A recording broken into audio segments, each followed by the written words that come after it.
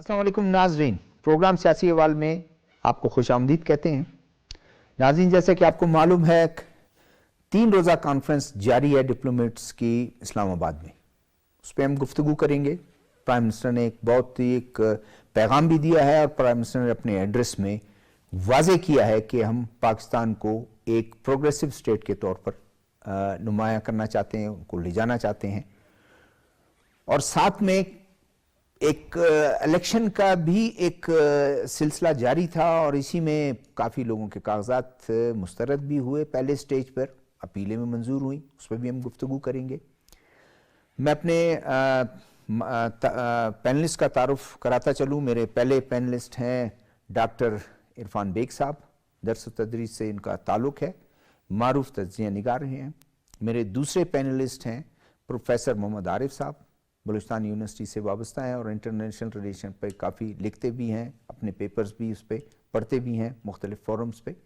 میرے تیسرے مہمان آج ٹیلی فون لائن پہ ہمارے ساتھ ہوں گے جان اچکزئی صاحب، نگران حکومت میں، کیئر ٹیکر گورنمنٹ میں اس وقت ان کے اسپوکس پرسن بھی ہیں اور انفارمیشن منسٹر بھی ہیں۔ میرے تیسرے مہمان معروف تجزیہ نگار صبوح سید، وہ بھی ٹیلی فون لائن پہ اسلام آباد میں سے ہمیں جوائن کریں گے۔ ڈاکٹر صاحب، یہ 3 روزہ کانفرنس ہو رہی ہے ڈپلومیٹس کی، اس میں پرائم منسٹر نے ایک واضح طور پر ایک پیغام بھی دیا، اور کتنا آپ دیکھتے ہیں کہ اس کو کتنا قابل عمل ہے، اور ایک آج کی دنیا میں ایک پروگریسو اسٹیٹ کی کتنی ضرورت ہے؟ دیکھیے، پروگریسو اسٹیٹس تو ہمیشہ ہونی چاہیے۔ فارن افیئر کا، فارن پالیسی کا تقاضا یہی ہوتا ہے کہ آپ ایک ترقی پسندانہ نظریے کے تحت ہم آہنگ ہوں دوسرے ممالک سے۔ اب رہا سوال اس کانفرنس کا، تو یہ کانفرنس بھی اپنی جگہ اہم ہے، ایسا ہمیشہ یا ہر روز نہیں ہوتا۔ جتنے بھی ہمارے اہم سفیر اور جو ہائی کمشنرز ہیں، وہ سارے کے سارے ان کو طلب کر لیا گیا ہے، جس میں بھارت سے بھی آئے ہوئے ہیں، افغانستان سے، رشیا سے، امریکہ، چین۔ اب یہ ایسا نظر آ رہا ہے کہ یہ جو جنوری کا مہینہ ہے، اس کے اختتام تک دنیا جو 3-4 سال پہلے ایک نئے فیز میں داخل ہوئی تھی، وہ کوئی فائنل اس میں پہنچے گا، اس کا فیصلہ ہوگا۔ اور یہ جو سفارتکار ہوتے ہیں، اور جو ان کا ایک اپنا زاویہ نظر بھی ہوتا ہے، اور خصوصاً ان کی لابی اور ادھر کے لوگوں سے ملنا، اور اندر کی، یعنی اب روس اس صورتحال پر کس پوزیشن پر ہے، برطانیہ کس پوزیشن پر ہے، امریکہ کس پوزیشن پر ہے، بھارت کیا کر رہا ہے، یہ تمام چیزیں ایک طرح کی بریف بھی ہوگا اور ڈسکشن بھی ہوگا۔ اور جو متوقع ٹارگٹ ہیں دوسرے ملکوں کے، اقتصادی اور عسکری بھی ہو سکتے ہیں، جیسی ابھی صورتحال جاری ہے اسرائیل میں، اور جو ہمارے یوکرین کی جنگ ہے، یا اس کے پس پردہ اور سامنے جو چیزیں آ رہی ہیں، تو اس سے متعلق طے کرنا ہے۔ اور اس میں کچھ وزیر اعظم نے یہ بھی کہا ہے کہ ہم جو ہیں مظلوم جو فلسطینی ہیں، ان کے حقوق کے لیے ہر فورم پر اس کا ساتھ دیں گے، آواز اٹھائیں گے۔ اسی طرح کشمیر کے معاملے میں انہوں نے کہا کہ اب دونوں مسئلے جو ہیں وہ اتنے پرانے ہیں، اور دونوں ایک دوسرے سے اگر ہم یہ کہیں کہ ذرا مختلف بھی ہیں اور مختلف نہیں بھی ہیں۔ وہاں پر جب اس کے اعلان ہوا تو ظاہر سی بات ہے، پاکستان بننے سے پہلے بھی قائد اعظم نے اس پر اپنا رد عمل دیا تھا، اور اس کے فوراً بعد غالباً میرا خیال ہے 25 اکتوبر 1947 کو ان کی اسٹیٹمنٹ ہے کہ یہ ایک ایسا ناصور ہوگا جو برسوں تک جو ہے مسلم دنیا کے لیے ایک بہت بڑا مسئلہ درد سر بنائے جی ہاں۔ اب دنیا، ہمارا اپنا ایک موقف ہے، اور ہم اب تک اس موقع کے اوپر قائم ہیں، ہم نے تسلیم نہیں کیا ہے۔ اور جو بدلتی ہوئی صورتحال ہے، اور خصوصاً غزہ میں جو اتنی بڑی وہ ہو چکی ہے، اور 21,000 کے قریب ہیں وہ شہید ہو چکے ہیں، یہ بھی سامنے ہے، اور اس کے پس پردہ جو چیزیں آ رہی ہیں. اب یہ تو کہتے کہ سافٹ امیج کے طور کے اوپر تو اپنے آپ کو ڈیولپ کرتے رہے ہیں، امریکہ ہے یا اسرائیل ہے، لیکن اب وہ جو عوامی سطح کا ریئیکشن آ رہا ہے بلکہ پوری ڈاکٹر دنیا صاحب میں. اس میں تو ہمارے جو فورن منسٹر ہیں کیئر ٹیکر گورنمنٹ کے جلیل عباس جیلانی، انہوں نے تو واضح طور پر کہا کہ 1967 کی پوزیشن پر آنا پڑے گا، اور ان کی تو ڈیمانڈ، یعنی پاکستان کا موقف بالکل واضح ہے کہ آپ 1967 کی پوزیشن پہ آ جائیں. جی ہاں، بات تو یہ کہ جو پہلی جنگ ہوئی 48 میں جو ہوئی ہے، اس میں جو اس کو ایریا الاٹ ہوا تھا، پہلے تو اس کا جو کریشن ہے وہی اقوام متحدہ کا جو چارٹرڈ ہے اس کے اگینسٹ ہے. دیکھیے پہلی بات تو یہ کہ اس وقت 33 یا 30 نے جو ہے اس کی حمایت کی تھی، 30 نے حمایت کی تھی ممبر جو تھے، اور ٹیلیفون لائن پر سبوق سید ہے، سبوق سید سے السلام علیکم. السلام علیکم شہزاد صاحب، کیسے ہیں؟ سبوق سید صاحب کیسے ہیں آپ؟ ٹھیک ہیں، ویلکم آپ کو. یہ بتائیں کہ آپ نے بھی کافی، آپ کی بھی گہری نظر ہے، یہ 3 روزہ کانفرنس جاری ہے، اور پاکستان کی ایک واضح پالیسی ہے کشمیر کے متعلق اور فلسطینین ایشو پہ، اور خاص کر نگراں پرائم منسٹر انوار اللہ کاکڑ صاحب نے واضح طور پر کہا کہ ہمیں جیو پولیٹکس اور جیو اکنامکس کی طرف جو ایک بڑھتی جا رہی ہے دنیا، ہمیں اس طرف جانا پڑے گا، اور جا رہے ہیں ہم. اور دوسرا ایک واضح کہ پروگریسو سٹیٹ، کیسا دیکھتے ہیں اس بیان کو آپ؟ بہت بہت شکریہ شہزاد عبدالفقار صاحب. اچھا، وزیر اعظم نے جو خطاب کیا 3 روزہ سفراء کانفرنس سے جو وزارت خارجہ میں ہو رہی ہے، تو وزیر اعظم کا خطاب بڑا پروگریسو تھا، اور اپنے پروگریسو خطاب میں وزیر اعظم نے بڑی دو ٹوک اور کلیئر لائن دی ہے. اس میں انہوں نے یہ بات کہی ہے کہ پاکستان کا دنیا بھر میں جو چہرہ دکھانا چاہیے اور جو ہونا چاہیے وہ ایک ترقی پسند ریاست کا ہونا چاہیے. اور آپ جانتے ہیں کہ پوری دنیا میں عالمی میڈیا نے بھی ایک کردار ادا کیا، اور کچھ لوگوں نے پاکستان کا چہرہ مسخ کرنے میں ایک بڑا کردار ادا کیا. اور اس وقت ضرورت اس بات کی ہے کہ دنیا بھر کو یہ بتایا جائے کہ کچھ چہرے پاکستان کا شناختی کارڈ نہیں بن سکتے. پاکستان کے شناختی کارڈ پاکستان کے پروگریسو لوگ ہیں، یہاں کے محنتی لوگ ہیں، یہاں کا وہ طبقہ ہے جو محنت کش ہے، پوری دنیا میں وہ جا کر اپنا کام کرتا ہے. اور پاکستان دنیا کی صف میں ایک نمایاں مقام رکھنے والا ملک ہے، آبادی کے حوالے سے دنیا کا 6واں بڑا ملک ہے، اور آپ اسے کسی صورت میں اگنور نہیں کر سکتے. لیکن ہماری سفارتی لائن کا یہ فرض بنتا ہے کہ وہ دنیا کے ساتھ پاکستان کا جو تعلق ہے اسے مضبوط کرے، معاشی حوالے سے بھی، ثقافتی حوالے سے بھی. اور دنیا تک یہ پیغام جانا چاہیے کہ پاکستان کا جو چہرہ میڈیا کے ذریعے یا کچھ لوگوں نے پینٹ کیا ہے یہ درست نہیں ہے. پاکستان ایک ڈیموکریٹک ویلیوز رکھنے والا ملک ہے،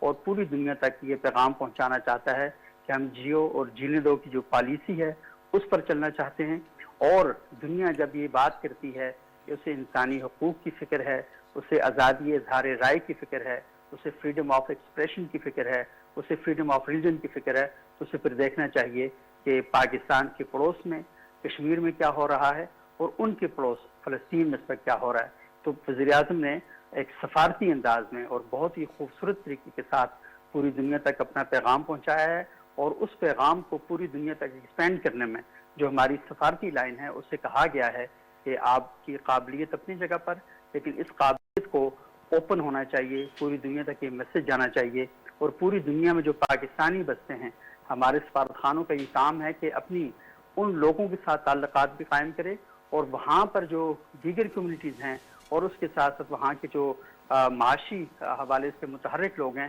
ان کے ساتھ تعلقات کو بہتر بنایا جائے، اور پاکستان کی معیشت کو بہتر بنانے میں اپنا ایک بڑا بھرپور کردار ادا کرنا چاہیے. تو یہ بڑے اہم وقت میں یہ کانفرنس ہو رہی ہے. پاکستان میں الیکشن ہونے جا رہا ہے، اور اس کے ساتھ ساتھ آپ کو پتہ ہے کہ افغانستان کے ساتھ جو ہمارے ایشوز ہیں، انڈیا کے ساتھ جو معاملات ہیں، ایران کے ساتھ ہیں، چائنا کے ساتھ ہیں. تو ایسے وقت میں یہ کانفرنس بڑی امپورٹنٹ ہے کہ پوری دنیا تک یہ میسج دیا جائے کہ ہم ایک پیسفل نیشن ہیں. ہم نے دہشت گردی کے خلاف جنگ میں عالمی سطح پر ایک کردار ادا کیا، اور ہم نے سب سے زیادہ پوری دنیا میں اگر دہشت گردی کی جنگ سے کوئی متاثر ہوا ہے تو وہ پاکستان ہوا ہے. ہم نے 81,000 لاشیں یہاں پر اٹھائی ہیں، اور اس میں پوری دنیا میں لوگ یہ نہیں کہہ سکتے کہ خاص عمر کے لوگ مرے ہوں گے جنگوں میں، لیکن ہمارے بچے یہاں پر مرے، ہماری خواتین، ہمارے اسکول جاتے ہوئے بچے، اچھا ہمارے علماء یہاں پر شہید ہوئے، ہمارے فوج کے افسران یہاں پر شہید ہوئے، میڈیکل کور کے افسران یہاں پر شہید ہوئے. ان لوگوں کو بھی شہید کیا گیا کہ جن کو پوری دنیا میں کبھی اٹیک نہیں کیا جاتا، جن پر حملے نہیں کیے جاتے. ہماری مساجد، ہماری امام بارگاہیں، ہمارے چرچ، ہمارے مندر، کون سی چیز ایسی ہے، کون سا علاقہ ایسا ہے جہاں پر حملہ نہیں ہوا؟ اور اس کے باوجود اگر دنیا میں کچھ ناعاقبت اندیش پاکستان پر یہ الزام لگاتے ہیں کہ ہم دہشت گردی کو کہیں سپورٹ کر رہے ہیں، تو یہ ہمارے دشمن جو مخالف لوگ ہیں ان کا پروپیگنڈا تو ہو سکتا ہے، اس کا حقیقت سے کوئی تعلق نہیں ہے. اور اس پروپیگنڈے کو ایکسپوز کرنے کے لیے آپ کچھ زیادہ سب جانتے ہیں، آپ باخبر آدمی ہیں کہ آج سے 2 سال پہلے جب انڈیا نے فیک نیوز کا سہارا لیا تھا اور یورپی یونین کی جو ڈس انفو لیب ہے اس نے بڑا اوپنلی آشکار کیا کہ 750 سے زیادہ فیک ویب سائٹ بنا کر پاکستان کے خلاف پروپیگنڈا لانچ کیا جاتا تھا اور ہمارے نوجوان ذہنوں کو اس پروپیگنڈے سے یرغمال بنایا جاتا تھا. سوشل میڈیا کا ٹول استعمال کر کے پاکستان کے خلاف ایک فضا ہموار کی جاتی تھی، ایک جعلی خبریں دے کر پاکستان میں انتشار پھیلایا جاتا تھا اور اس انتشار کو پھیلانے کے لیے کبھی مذہب کو بنیاد بنایا جاتا، کبھی انسانی حقوق کو بنیاد بنایا جاتا اور پاکستان کا چہرہ پوری دنیا میں مسخ کرنے کی کوشش کی جاتی. پھر وہ وقت آیا کہ جب پوری دنیا نے اس حقیقت کو تسلیم کیا کہ جو کچھ بھی ہو رہا ہے یہ جان بوجھ کر خاص پلانے کے تحت ہوتا ہے. تو یہ جو کانفرنس ہے میرے نزدیک بڑی امپورٹنٹ ہے، یہ 3 روزہ کانفرنس ہے اور اس بات کی دعا ہے کہ خدا کرے کہ یہ کانفرنس اس طرح کامیاب ہو کہ یہ پاکستان کے کسی نتیجہ خیزی کی صورت میں ہمارے سامنے آئے اور کچھ چیزیں ہمارے سامنے اس طریقے سے آئیں کہ پاکستان معاشی حوالے سے اور امن و امان کے قیام کے حوالے سے مستحکم ملک ثابت ہو. سبوق سید، آپ ہمارے پروفیسر عارف صاحب، سبوق سید صاحب نے بڑا اچھا پوائنٹ اٹھایا ہے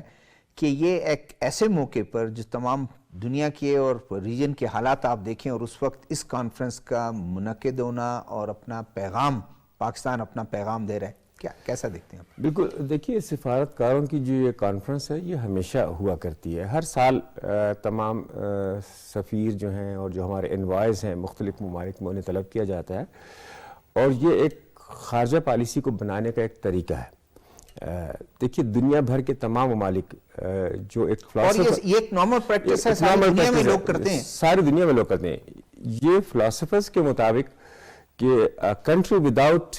foreign policy is like a ship without a radar, کہ مطلب آپ ایک سمندر کے بیچ میں ایک شپ میں موجود ہیں اور آپ کے پاس کوئی سمتی نہیں ہے، کوئی گیجٹ ہی نہیں ہے آپ کے پاس، نہ کوئی آپ کے پاس کمپاس ہے کہ آپ کو کہاں جانا ہے. تو بہت سے عوامل ہوتے ہیں جو آپ کی خارجہ پالیسی کو بنانے کے لیے ضروری ہوتے ہیں. مطلب مختلف آپ کے ریجنل ہیں، آپ کے اندرونی معاملات ہیں، آپ کے بین الاقوامی، جو آپ نے جیو اسٹریٹجک کی بات کی، جو اکنامکس کی بات کی، کہ آپ کے پورے خطے میں کیا ہو رہا ہے، آپ کے دنیا میں کیا ہو رہا ہے، کس قسم کا ایک نظام ہے. تو اس کے مطابق پھر ایک فارن پالیسی میکنگ کا پروسیس ہوتا ہے جس میں یہ ایک پروسیس کا ایک حصہ ہے کہ آپ اپنے ڈپلومیٹس کو، تمام سفیروں کو طلب کرتے ہیں، اکٹھا کریں اور پھر وہ مختلف ریجنز میں جو وہاں سے ڈسکس کر کے جو انپٹس جو آ رہی ہیں پھر ان انپٹس کے اوپر آپ ایک فیصلہ کرتے ہیں اور وہ فیصلے کے بعد جو آپ کی آؤٹ پٹ ہوتی ہے اصل میں وہ آپ کی خارجہ پالیسی ہوتی ہے کہ کیا آپ نے حقیقی قدم لینا ہے اس ایشو کے مقابلے میں یا اس ایونٹ کے مقابلے میں یا اس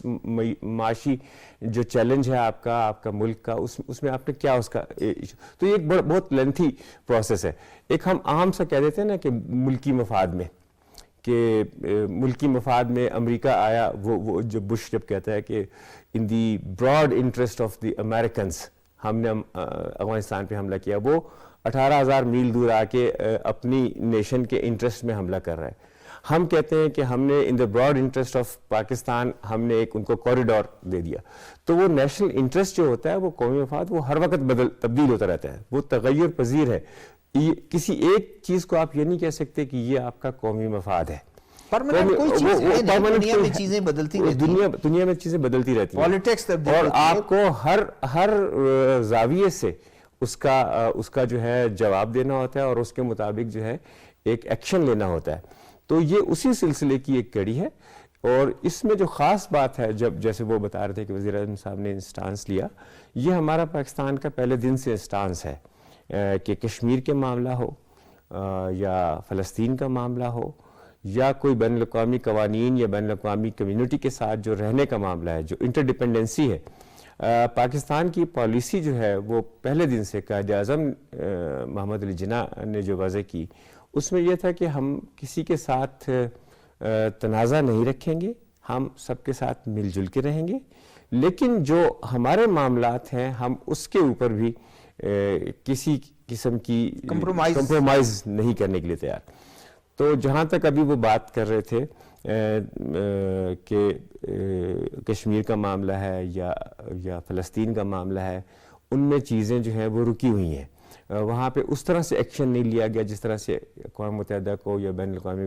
قوانین کو لینا چاہیے تھا۔ بات یہ ہے کہ جو اقوام متحدہ ہے یہ بھی اس میں بھی ڈبل سٹینڈرڈز ہیں، مطلب وہ دوغلی پالیسیز ہیں، اور خاص کر آپ دونوں ایشوز پر آپ دیکھیں، کشمیر کا ایشو ہو یا فلسطین کا ایشو۔ فلسطین اور کشمیر نہیں، اس کو میں براڈر سینس میں اگر ہم دیکھتے ہیں کہ جب سپر پاورز انوالو ہوتی ہیں 1945 سے لے کے جب سے اقوام متحدہ بنی ہے، تو چیزیں جو ہیں وہ حل ہو جاتی ہیں، جب بھی سپر پاورز انوالو ہوتی ہیں یا ویٹو ہو جاتا ہے یا وہ حل ہو جاتی ہیں۔ اور جب تھرڈ ورلڈ اور خاص طور پر جب مسلم ممالک کے تیسری دنیا کے لوگ ہوتے ہیں، وہ چیزیں سٹیٹک ہیں، لیبیا کے ایشو پہ دیکھیں وہ سٹیٹک رہتی ہیں، وہ ہمیشہ سے 1948 سے کشمیر کا معاملہ بھی پینڈنگ میں ہے، 47 سے مطلب جب قرارداد پاس ہوئی اور 1948 کے بعد، اور 1948 سے ہی اتفاق سے فلسطین کا معاملہ بھی پینڈنگ ہے۔ اس میں دیکھیے جو اقوام متحدہ ہے اس میں یہ ہوتا ہے کہ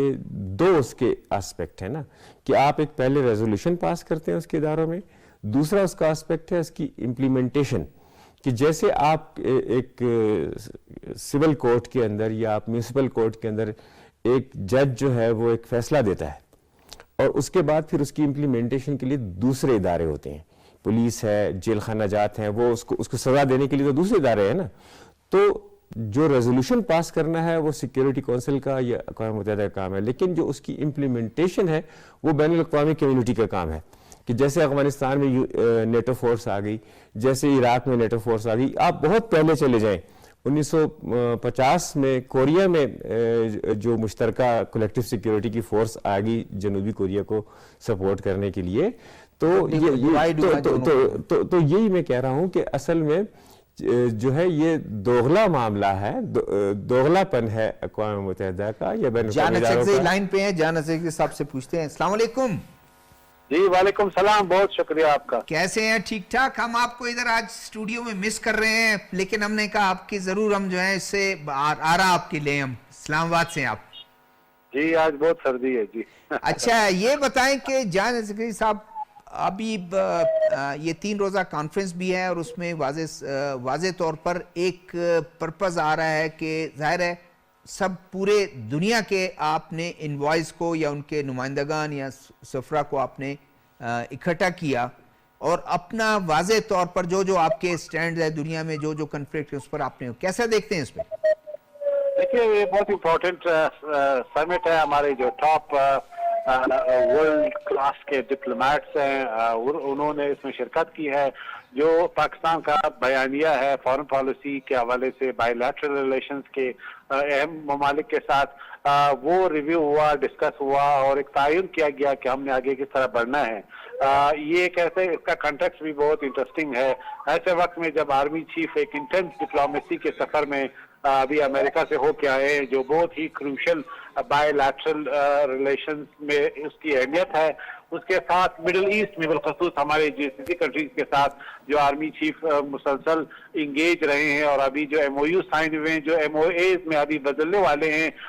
تو اس تناظر میں پاکستان کو ایک روبسٹ ڈپلومیٹک انگیجمنٹ کی ضرورت ہے تاکہ جو اس وقت اکنامک ہمارے جو چیلنجز ہیں ان کو سموتھ اوور کرنے کے لیے یہ MOUs اور MOAs کو جو ہے ریئلائز کیا جائے، ان کو امپلیمنٹ کیا جائے تاکہ پاکستان کا جو معاشی اس وقت جو استحکام ہے اس سفر کو آگے بڑھایا جا سکے۔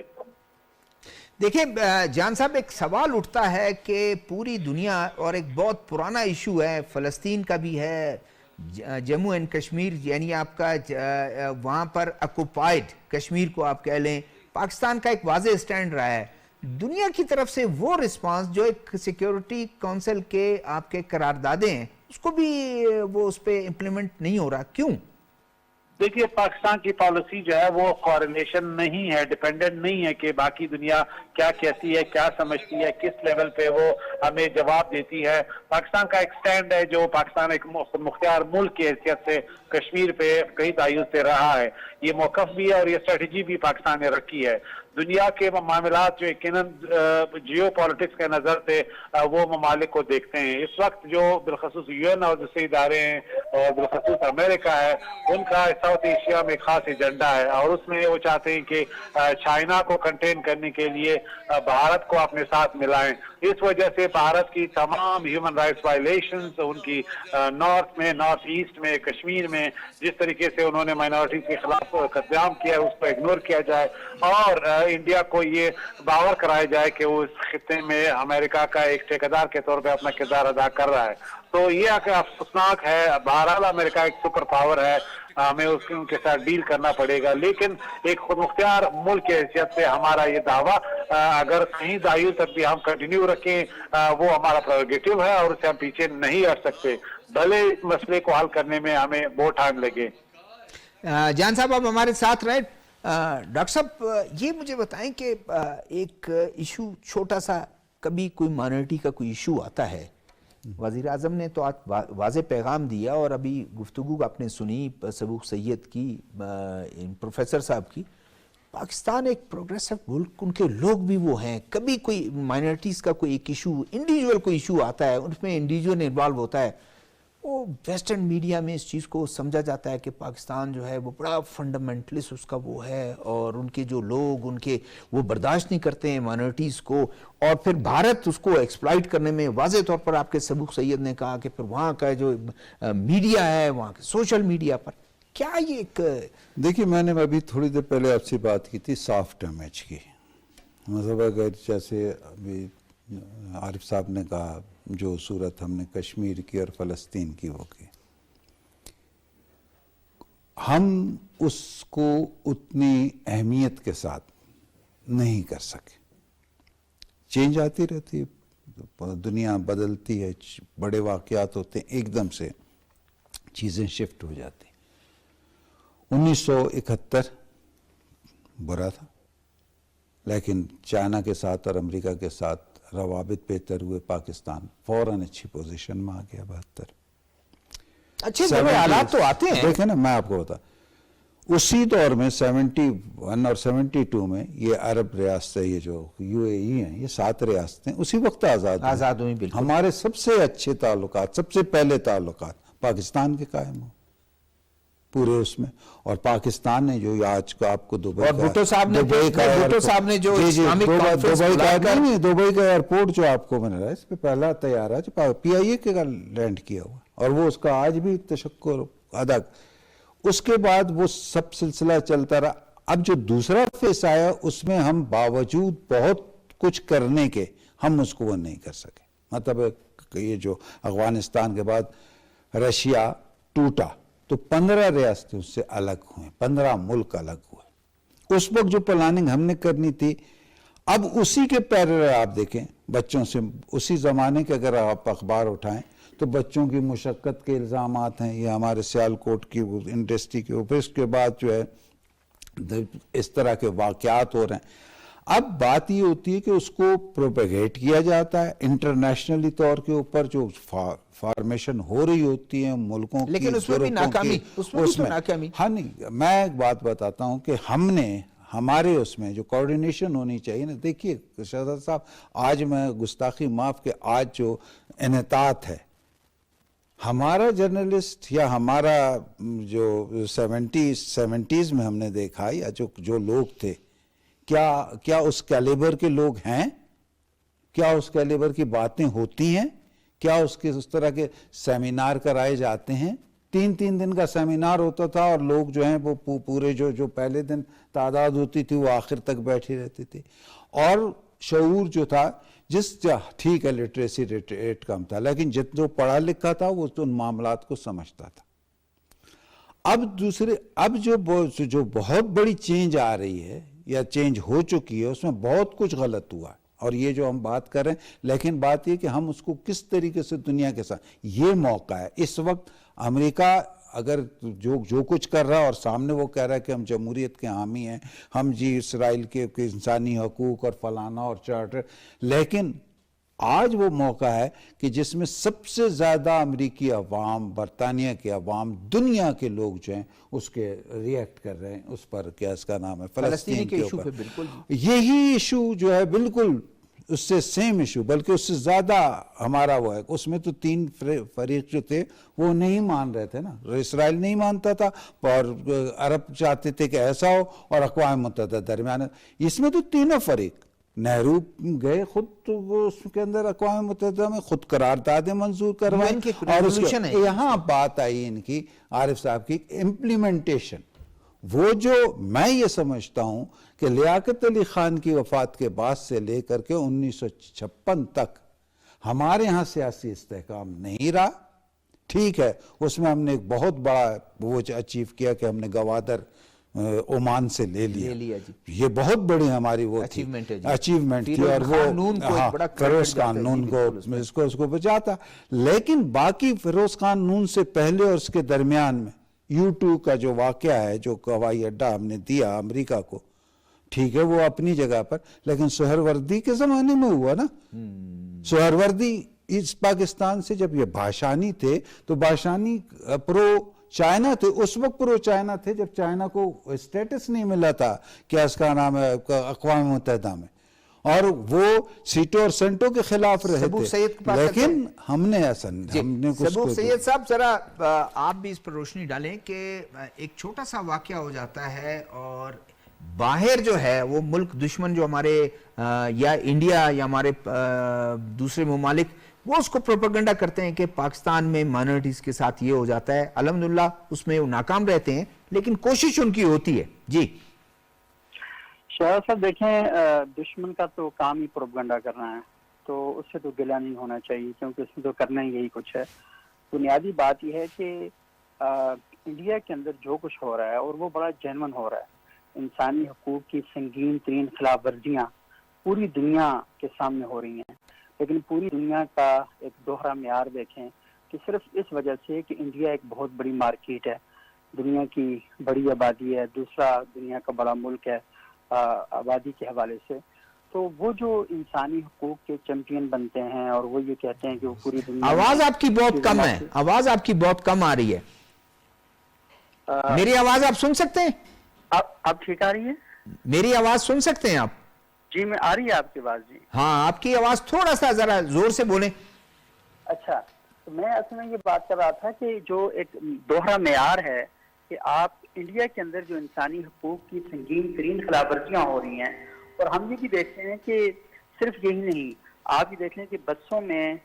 بچیوں کے ساتھ جو ریپ کے واقعات ہو رہے ہیں، اور صرف اس وجہ سے کہ ان کا عقیدہ مختلف ہے، اس بنیاد پر سبزی والے جو ریڑھیوں والے ہیں ان سے سبزی نہیں خریدی جاتی کہ یہ مسلمان ہیں. مسیحوں کے ساتھ وہاں کی جو کورٹ نے رپورٹس بتائی ہیں ان کی آپ صورتحال دیکھ لیں. اور جب بھی الیکشن قریب آتا ہے تو ہم یہ دیکھتے ہیں کہ انڈیا کے اندر پاکستان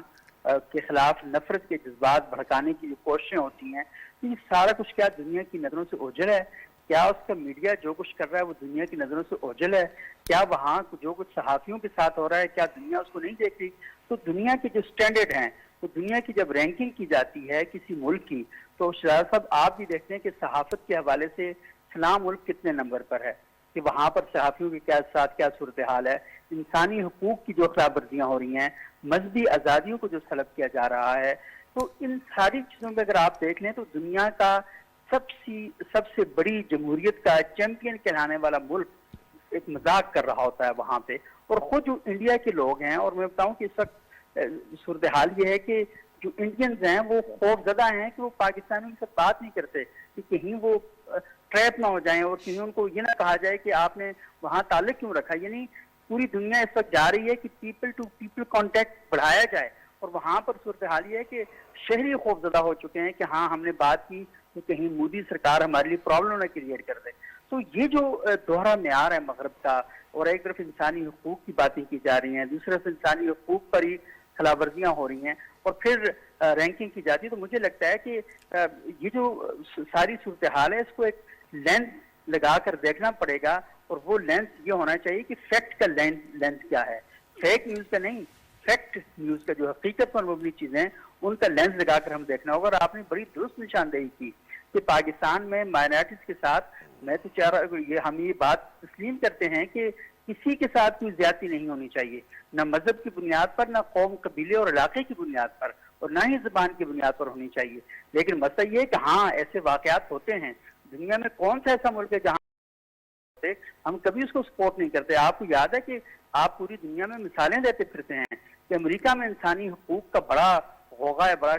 شور ہے، لیکن 2 سال پہلے امریکہ میں کیا ہوا؟ وہاں پر جو بلیک لائیوز میٹر کی جو پوری ایک موومنٹ چلی ہے، وہ کس بنیاد پر چلی ہے؟ اسی بنیاد پر چلی ہے کہ وہاں پر سٹل آج کے دور میں جب ہم تصور بھی نہیں کر سکتے، وہاں پر کالے اور گورے کا فرق باقاعدہ موجود ہے، اور بڑا گہرا جو فرق ہے وہاں پر موجود ہے۔ تو انسانی حقوق کی خلاف ورزیاں ہیں، ہم نے ایک دوسرے پر بلیم گیم کے بجائے ہم نے آگے بڑھنا ہے، اور آگے بڑھ کر دنیا کو اس قسم کی چیزوں سے نکالنا ہے۔ یہ نئے سال کا آغاز ہے، اور نئے سال کے آغاز میں ہمیں یہ دیکھنا ہوگا کہ ہمیں دوہرے معیار کے ساتھ آگے نہیں بڑھنا، ہم نے اپنے شہریوں کو تقویت فراہم کرنی ہے، اپنے ملکوں کو پروگریسو سوچ کے ساتھ آگے لے کر چلنا ہے، اور ہم نے لوگوں کو اس بات کا حق دینا ہے کہ وہ جس طرح کی زندگی جینا چاہتے ہیں وہ جئیں، لیکن لا اینڈ آرڈر کے تحت قانون کے دائرے کے اندر رہتے ہوئے تو سب کچھ کر سکتے ہیں۔ تو یہ جو وزیر اعظم نے سفراء کی کانفرنس میں بہت ہی اچھے طریقے سے پاکستان کا مقدمہ اپنے سفیروں کے ذریعے پوری دنیا تک پہنچانے کے لیے ایک بات کی ہے، تو یہ بہت ہی امپورٹنٹ بات ہے۔ پاکستان کا پیغام پوری دنیا تک جانا چاہیے، اور وہ لوگ جو خوبصورت اپنا لبادہ اوڑھ کر اور اندر سے وہ دنیا کے اندر ایک ایسا ماحول کریٹ کرنا چاہ رہے ہیں کہ جس سے نفرتیں پروان چڑھیں اور اپنی ذمہ داری کو وہ فیل نہ کریں۔ آپ بھی دیکھیں نا کہ انڈیا اگر اتنا بڑا ملک ہے آبادی کے حوالے سے بھی، اور وہ دعویٰ کرتا ہے کہ دنیا کی بڑی جمہوریت ہے، تو اس کو پھر ذمہ داری کا مظاہرہ کرنا چاہیے نا۔ صرف عمر کا بڑا ہونا اہم نہیں ہوتا، رسپانسبلٹیز کے ساتھ بڑا ہونا یہ سب سے زیادہ امپورٹنٹ بات ہے۔ تو نئے سال کے آغاز پر سفراء کی یہ کانفرنس پوری دنیا کے لیے ایک میسج بھی جانا چاہیے پاکستان کی طرف سے، اور پاکستان نے وہ میسج دیا بھی ہے کہ ہم اپنے ملک کو معاشی طور پر مضبوط کرنا چاہ رہے ہیں۔ صرف آپ کے انٹرسٹ ہی اہم نہیں ہوتے، اور بڑی اچھی بات کی آپ کے یہاں پروفیسر صاحب نے بھی، اور انہوں نے کہ صرف یہی نہیں ہے کہ آپ کا انٹرسٹ ہے تو وہ تو انٹرسٹ ہے، اس سے آپ کہیں گے کہ یہاں یہ ہمارا ملکی مفاد ہے، تو ملکی مفاد ہمارے بھی ہیں، ہمارے ملک کے اندر بھی شہری ہیں۔ آپ اگر انڈیا کے ساتھ جا کر ایگریمنٹ کریں گے اور پاکستان کو اگنور کریں گے، تو پاکستان بھی اپنے لیے کوئی نہ کوئی اپنے مفاد کے راستے دیکھے گا۔ اس ملک کے جو شہری ہیں یہ بھی سانس لیتے ہیں، اس ملک کے شہریوں کو بھی وہ غذا چاہیے ہوتی ہے، اس ملک کے شہریوں کو بھی تعلیم چاہیے، اس ملک کے شہریوں کو بھی سیکورٹی چاہیے۔ تو آپ کو یہ ساری چیزیں ساری ان حقائق کے ساتھ دیکھ کر آگے بڑھنا ہوگا۔ تو یہ بڑی امپورٹنٹ باتیں ہیں جنہیں پوری دنیا تک جانا چاہیے، اور اس پر ہمیں اپنے ملک کے اندر بھی غور کرنا چاہیے۔ یہی بات ہم پوچھتے ہیں ذرا پروفیسر صاحب سے۔ پروفیسر صاحب، یہ ایک جیو پولیٹکس سے ابھی دنیا جو ہے وہ جا رہی ہے جو اکنامکس کی طرف، دوسرا پیپل ٹو پیپل کانٹیکٹ، کہ آپ ریجن میں بھی اور خاص کر ہمسائے ممالک کے ساتھ، اور ویسے آپ اکثر اپنے پروگرام میں کہتے ہیں کہ ہمسائے کبھی آدمی بدلتا نہیں ہے، اسی ہمسائے کے ساتھ رہ کر ان کے ساتھ تعلقات اچھا، لیکن کیا کریں ایک ہمسایہ ایسے ہے کہ وہ کوئی بھی فورم نہیں چھوڑتا کہ وہ پاکستان کو بدنام نہ کرے۔ میں بات بڑھاؤں گا انہوں نے جہاں پہ اختتام کیا کہ دیکھیے بھارت کہنے کو تو وہ اپنے آپ کو ایک بڑی ڈیموکریسی کہتی ہے، دنیا کی سب سے بڑی ایک جمہوریت چیمپئن کہتے ہیں، لیکن بھارت آئینی طور پر تو ایک سیکولر ملک ہو سکتا ہے، آئین میں ان کو لکھا ہوا ہے کہ، لیکن عملی طور پر پریکٹیکلی جو ہے بھارت جو ہے وہ ایک ہندو ریاست ہے، اور میں اس کو بھارت نہیں، اسی لیے میں اس کو ہمیشہ ہندوستان کہتا ہوں، کہ نہ وہاں پہ مسلمان محفوظ، نہ وہاں پہ عیسائی محفوظ، یہاں تک کہ خود ہندو کے جو دلت جو ان کی جو نچلی قوم ہے وہ بھی محفوظ نہیں ہے ان کے شر سے اور ان کے ظلم سے۔ تو جب اس طرح کی وائلیشنز ہوتی ہیں ہیومن رائٹس کی بھارت کے اندر، خود اپنے ہندوؤں کے خلاف، مسلمانوں کے خلاف، یا عیسائیوں کے خلاف، یا کسی بھی سکھوں کے خلاف، دیکھیے 1984 کا آپ کا واقعہ آپ کو گولڈن ٹیمپل کا موجود ہے، تو کوئی بھی قوم وہاں محفوظ نہیں ہے۔ وہ پریکٹیکلی جو ہے وہ عملی طور پر ایک ہندو فیناٹک، جو آپ لفظ ہمارے لیے استعمال کرتے ہیں نا، فیناٹک Muslim state, fundamentalist. So this fundamentalist state or fanatic state, this is a Hindu fundamentalist fanatic state. Bharat को हम इस तरह से खुद तो वो आजादी की उन तहरीकों को जो जेन्युइन है उसको दबाने की कोशिश करता है, और दूसरे मुल्कों में जहां पर कोई ऐसे तहरीक नहीं है, खामखा शरपसंदी। बिल्कुल, देखिए कम से कम 24 तहरीकें हैं इस वक्त हिंदुस्तान में जो अलहदगी पसंदी हैं। आप तमिलनाडु से लेके और नक्सलाइट तक चले जाएं, कश्मीर तक चले जाएं, कहीं पे भी चले जाएं, झारखंड है, छत्तीसगढ़ है, छत्तीसगढ़ है, झारखंड है, ये बहुत सी ऐसी तहरीकें हैं जिनके ऊपर वो पर्दा डालता है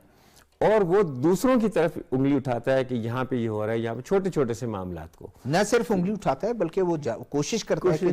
डिस्टेबलाइज करने की कोशिश करता है। तो बहुत दफा बेनकाब हुई है। खुद भारत की मुदाखलत जो है वो बलूचिस्तान में बेनकाब हुई है। आपके सामने कुलभूषण यादव मौजूद है। इसके अलावा और बहुत से मौक़ों पे हमने 2014 में एक डोजियर जो है शर्मुल शेख में के खिलाफ सबूत यूसुफ रजा गिलानी साहब ने पेश किया था उस वक्त। तो ये आज से नहीं सिलसिला, ये सिलसिला तो हमेशा से चलता रहा है। तो फिर हम बात को उसी को कंटिन्यू करेंगे जो आपने मुझसे सवाल किया था। ये तो बीच में एक दरमियान में एक बात आ गई कि देखिए दुनिया एक बायलैटरलिज्म की तरफ थी, या पाकिस्तान की जो पॉलिसी थी वो बायलैटरलिज्म की थी 1960s तक। वो भी मजबूरी में, हम ये नहीं था कि हमारे पास कोई और चॉइसेस नहीं थी, मजबूरी में हमें एक वेस्टर्न डिफेंस सिस्टम के साथ जाना पड़ा था, क्योंकि उस वक्त के जो स्ट्रेटेजिक हालात इस किस्म के थे। जो लोग खारजा पॉलिसी को समझते हैं वो जान सकते हैं कि क्यों हमें वहाँ पर जाना पड़ा। फिर 1960s में जब हालात बदलना शुरू हुए और दिता का एक प्रोसेस हुआ कि दोनों जो सुपर पावर्स थी उनके ताल्लुकात बेहतर होना शुरू हुए, तो फिर हम मल्टीलैटरलिज्म की तरफ गए। फिर हमने चीन के साथ भी एक ताल्लुकात बनाए। उसके बाद आज की जो दुनिया है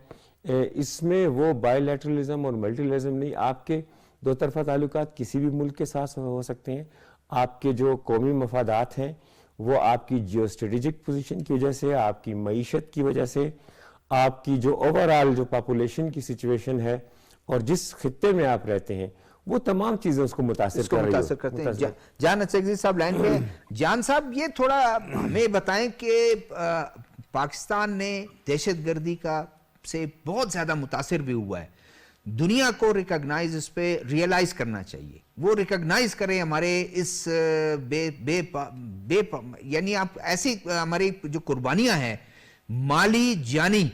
90,000 के करीब जो है वो हमारे जो हैं वो फोर्सेस के लोग भी हैं, अवाम भी है, आम आदमी भी है, इनोसेंट लोग जो हैं, माली जो है वो कुर्बानियां अलग हैं। दुनिया को रिकॉग्नाइज करना चाहिए। देखिए पहली बात ये कि एक मुल्क की हैसियत से जो हमारा बयानिया है वो हम किस तरीके से दुनिया के सामने रख रहे हैं, ये बड़ा इंपॉर्टेंट है। हमने हर वक्त जो है वो स्ट्रगल किया है दुनिया को अपना मौकफ समझाने में, चाहे वो कश्मीर का इश्यू हो, चाहे वो टेररिज्म के हवाले से हमारी कुर्बानियां हों, पाकिस्तान की फॉरेन ऑफिस, पाकिस्तान के बाकी थिंक टैंक्स और दूसरे इदारे और हमारे जो डिप्लोमेटिक कोर है अराउंड द वर्ल्ड, वो अभी तक जो सॉफ्ट पावर है उसकी अहमियत को समझने से कासिर है। सॉफ्ट पावर में स्टोरी आपकी क्या है वो बड़ा इंपॉर्टेंट है। इस वक्त यूएई सबसे छोटा मुल्क है, लेकिन जो सॉफ्ट पावर है उनका एक बहुत ही मिडिल साइज पावर जो है वो प्रोजेक्ट कर रहा है अपनी हैसियत से बढ़ के। इसी तरह मलेशिया भी एक मुल्क है। तो इम्पोर्टेंट ये कि बेशक हम उन ममालिक से बहुत आगे हैं। हम पाकिस्तान एक ऐसी ताकत है, पाकिस्तान के 20-25 करोड़ आवाम बड़ी रेजिलेंट है और हमने पूरे मिडल ईस्ट में हमारे जो ह्यूमन रिसोर्स है वो वहाँ पे जो है वो डेवलपमेंट में शामिल हैं। लेकिन मसला ये कि हम अभी तक ये स्टोरी हम दुनिया को सेल नहीं कर सकें कि क्यों कर पाकिस्तान के बयानिए की जो है रिस्पेक्ट की जाए। ये एक शॉर्ट कमिंग है जो हमें सोचना है। हार्ड पावर पाकिस्तान के पास है, सॉफ्ट पावर की तरफ जो है और जिसे कहते हैं आज का स्मार्ट पावर, वो इंपॉर्टेंट कॉन्सेप्ट्स हैं। अगर हमने इनको हमारी इंस्टीट्यूशनल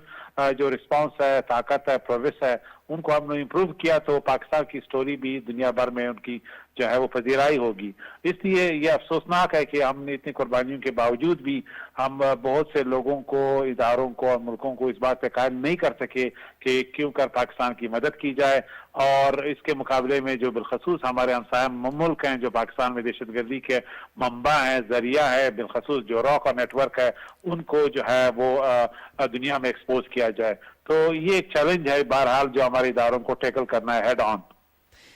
جان صاحب آپ سے اسی سے ہم فائدہ اٹھاتے ہیں, ہمارا اگلا موضوع بھی ہے. یہ مجھے بتائیں کہ کچھ یہاں پر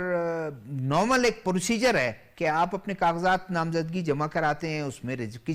کسی چیز پر کسی پوائنٹ پہ کمی پیشی میں ریجیکٹ ہو جاتے ہیں, آپ کے پاس اویلیبل فارم بھی ہے کہ آپ جائیں اپیلیٹ اتھارٹی کے پاس جائیں. خواہ میں واویلا مچا دینا, اور یہ ابھی تو ان لوگوں کے کاغذات بھی جو ہیں وہ اپیلیٹ اتھارٹی نے منظور بھی کر لیے ہیں, تو کیا اس کے کیا ہو سکتے ہیں عزائم؟ دیکھیے سیاسی پارٹیاں بدقسمتی سے جب الیکشن میں جاتی ہیں تو ہمارے کلچر میں یہ کہ وہ اپنی پرفارمنس کی بجائے اس طرح بیانیہ بناتی ہیں کہ حکومت کو, ریاست کو جو ہے وہ یعنی کٹہرے میں کھڑا کیا جائے, اس پورے نظام پہ شکوک پیدا کیے جائیں, تمام اداروں کو جو ہے وہ بدنام کیا جائے. یہ افسوسناک ہے کہ آروز کے پہلے دن کے ریجیکشن سے کچھ سیاسی پارٹیوں نے ناجائز فائدہ اٹھایا, اور پھر جو ہے انہوں نے ایک ایسا نیریٹو پیش کیا کہ ان کے خلاف کوئی منظم سازش ہو رہی ہے. تاکہ میری ذاتی رائے یہ کہ بالخصوص ایک بہت بڑی پارٹی جو 9 مئی کے حوالے سے ان پہ سیریس ایلیگیشنز ہیں, وہ لوگ جو 9 مئی میں یعنی وہ ان کے ٹرائل ہو رہے ہیں, انہیں بالکل جو ہے اجازت نہیں ہونی چاہیے, کیونکہ ریاست پہ حملہ تھا. کل کوئی اور جو ہے ملیٹنٹ آرگنائزیشن کہے گی کہ ہمیں بھی اس طرح کا جو ہے وہ لیوی دی جائے کہ ہم ریاست پہ بھی حملے کریں اور ہمارے لیے لیول پلینگ فیلڈ بھی ہو اور ہم الیکشن میں بھی حصہ لیں. تو یہ نہیں ہو سکتا. آپ ایک نارمل ڈیموکریٹک پارٹی کے طور پہ ایک نارمل پروسیجر کے تحت آپ الیکشن میں حصہ لیں, پارلیمنٹ میں آئے. تو یہ بدقسمتی ہے کہ چوری بھی اور سینہ زوری بھی. تھینک یو جی, آپ ہمارے ساتھ پروگرام میں شریک تھے, تھینک یو. سبوق سید صاحب, آپ سے میرا یہ کوشچن یہی ہے کہ پولیٹیکل پارٹیز جو ہے ایک ویسے ہی واویلا کھڑا کر دیتی ہے کہ جی ہمارے کاغذات نامنظور ہوئے, ہمیں الیکشن سے باہر رکھنے کی کوششیں, اور یہ ایسا کیا ہے وہ اپیلیٹ اتھارٹی نے تو ان کے کاغذات بھی منظور کر لیے.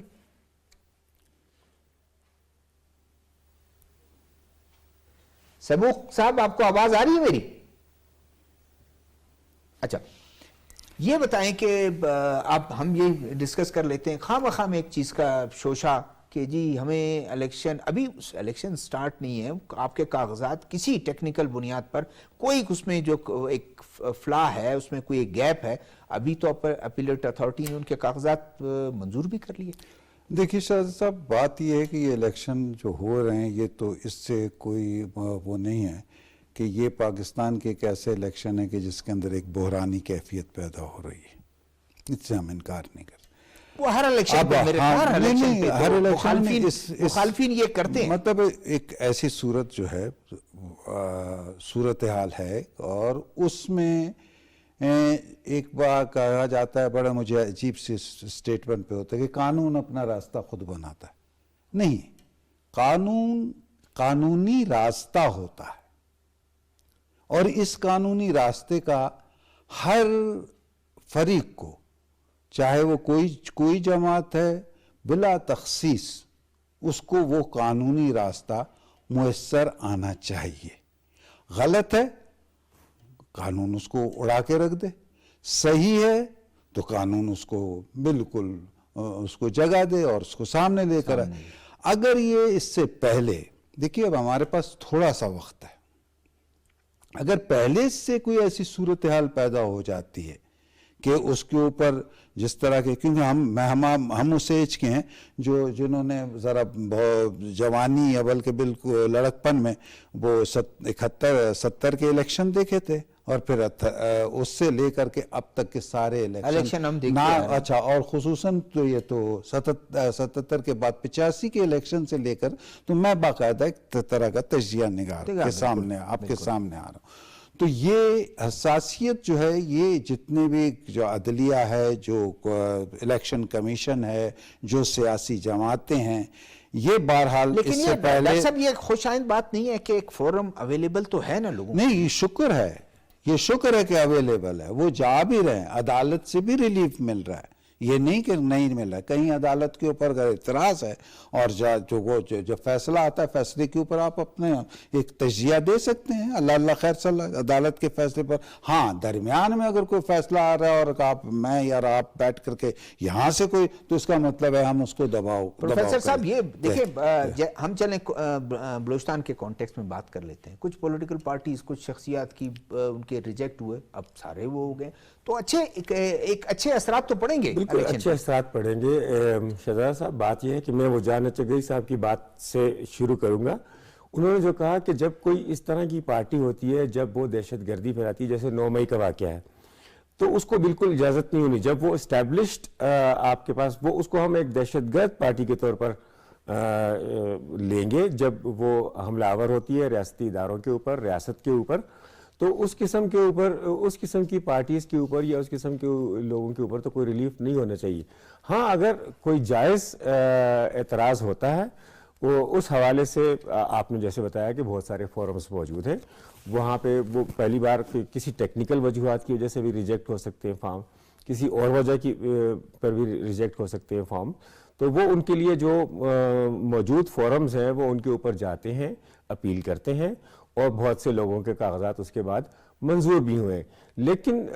جب پروسیس ہے, لیکن ہم اس طرح کسی دہشت گرد, تو اس کا مطلب یہ ہے کہ پھر دہشت گرد پارٹیاں بھی آ جائیں گی کل کو, آ کے کہیں گی بہت ان کا جانا چاہیے تو بڑی امپورٹنٹ ہوا ہے نا. پھر مجھے بتائیں کہ اسٹیٹ کے خلاف یا اس جو سمبل ہے جو ہمارے شہداء کے, جو کسی ایسی جگہ پر وہ تھے, نصب تھے, اس کا مذاق اڑانا, توڑنا پھوڑنا نہیں. اور اس کے ساتھ ساتھ جو یہ ہائیبرڈ وار ہے, جو 5th جنریشن وار ہے, جو خاص طور پر جو آپ کو جو سوشل میڈیا کے ذریعے